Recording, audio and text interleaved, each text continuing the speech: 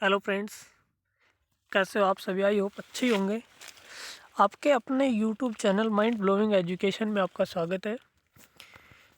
अपन इसके बारे में HSSC ALM के बारे में अपन बात करने आए तो देखो काफ़ी बच्चों के मैसेज आए, तो उन्होंने क्या क्या बताया।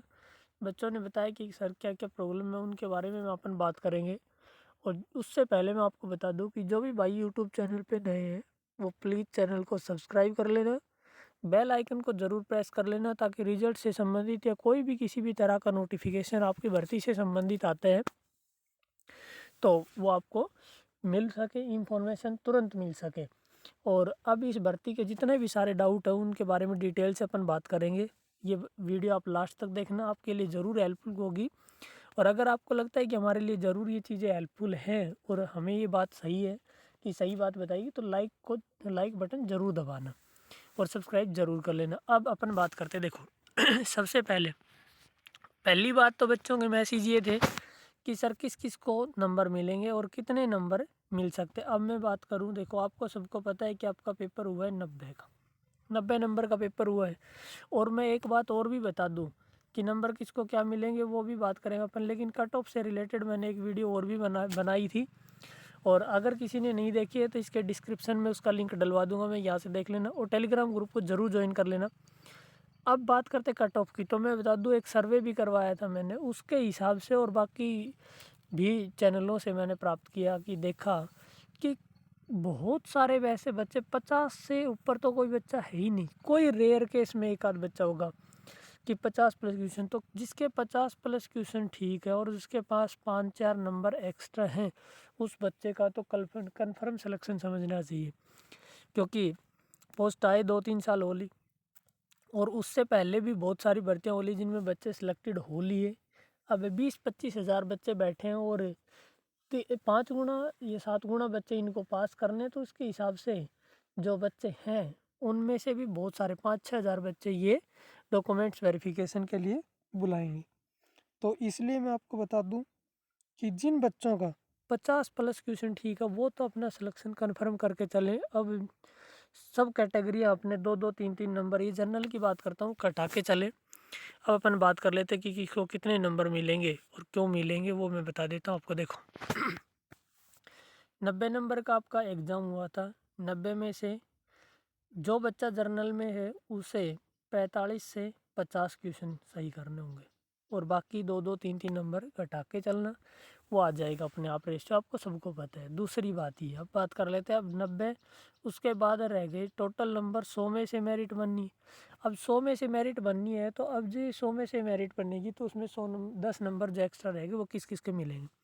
अब मैं आपको बता देता हूँ इसके लिए क्या क्या कंडीशन है। इसके लिए पहली कंडीशन तो ये है, कोई भी बच्चा कोई भी बच्चा जो फॉर्म डेट उन्होंने भरी थी उस टाइम अगर किसी बच्चे की उम्र 14 साल थी, बच्चे की उम्र कितनी थी 14 साल, और लेकिन उसके पिताजी की उम्र 42 साल होने से पहले वो डेथ हो गई या 42 साल की उम्र में उनकी मृत्यु हो गई, तो उस बच्चे को 5 नंबर दिए जाएंगे। समझ रहे हो ये बात कब की है?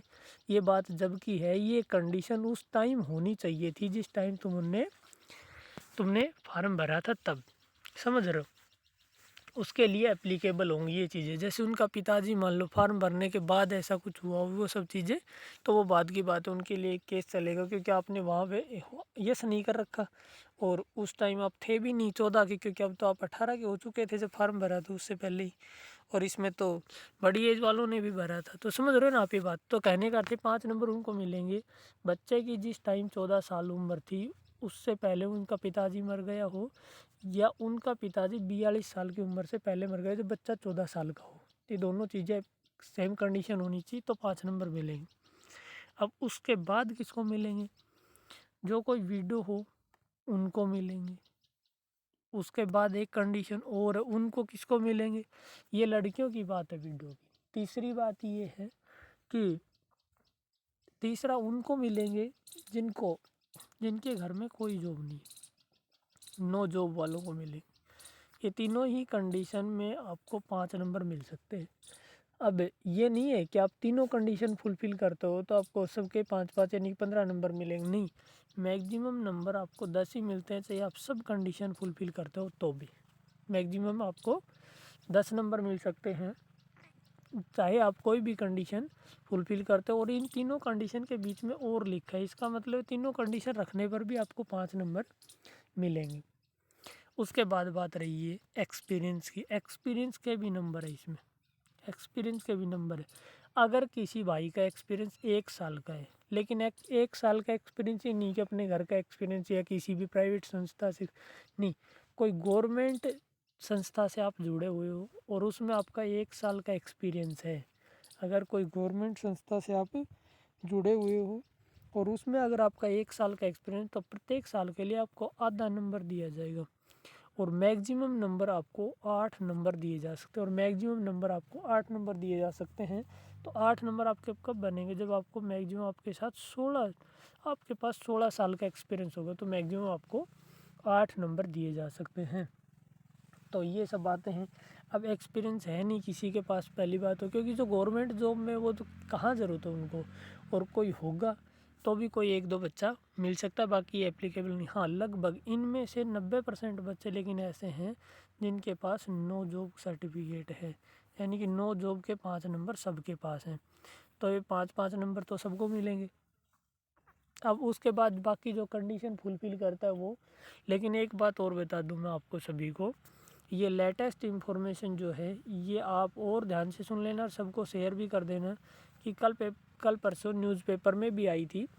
अगर किसी बच्चे ने गलती से, जैसे नो जॉब लिख रखा है उसमें नो जॉब लिख दिया, और या फिर किसी बच्चे ने जानबूझ के उसमें नो जॉब कर दिया और घर में जॉब है, या किसी भी तरह की कोई भी कंडीशन गलत भरे, तो उसमें नीचे एक वो दिया जाता है कि अगर मैं किसी भी प्रकार की गलती पाए जाने पर मैं खुद जवाबदार हूँगा इस चीज़ का। इसके प्रति सरकार ने एक एक्शन लिया है।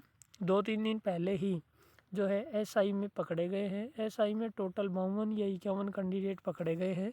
उनमें से 9 लड़कियां भी है और 41 की 40 लड़के हैं।